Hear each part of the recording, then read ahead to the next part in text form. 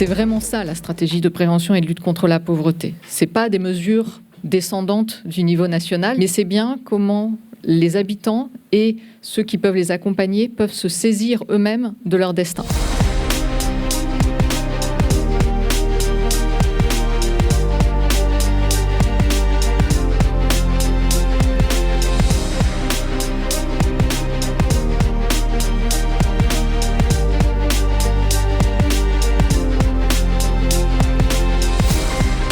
À partir d'aujourd'hui, c'est la permanence pour les personnes de la Grande Borne au CVS. La population ici est la population qui est la plus éloignée de la mairie de Grigny, où nous avons nos bureaux. Et donc, il a été décidé dans l'allée verte de décentraliser ce service éducation et de le mettre au plus près dans la Grande Borne. Ici, on fait toutes les inscriptions qui sont autour de l'école, comme le périscolaire, le centre de loisirs, que ce soit le mercredi ou pour les vacances, et puis tous les autres renseignements qui pourraient, pour la constitution d'un dossier particulier, pour une famille qui aura une situation particulière, qui serait hébergée par exemple. Et on fait aussi une chose importante, c'est calculer le quotient familial. En fonction des ressources, travailler ici, c'est peut-être avoir plus de calcul de quotient familial et dans les temps aussi.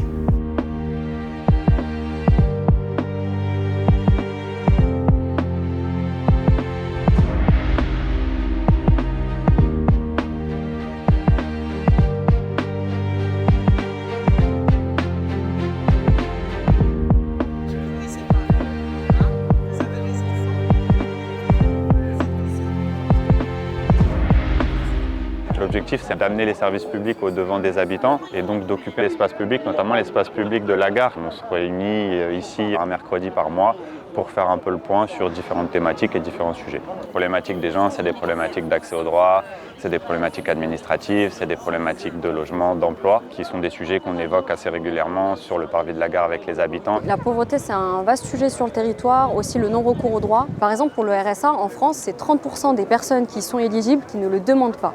C'est énorme comme chiffre. À Grigny, on a du mal à estimer le non-recours aux droits, mais on est accompagné par un observatoire de la pauvreté, dans le cadre de notre stratégie de lutte contre la pauvreté, qui nous aide là à mieux connaître la proportion de personnes qui sont en situation de non-recours. Et au-delà des chiffres, en fait, finalement, c'est des personnes qu'on côtoie tous les jours.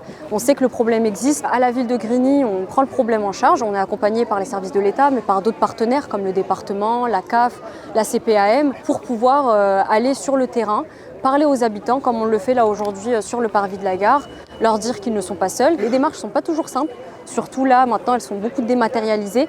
Mais on a des conseillers numériques sur la ville qui peuvent aider dans nos centres sociaux, dans les maisons de quartier. Nous, notre objectif, c'est de les accompagner pour ouvrir ces droits.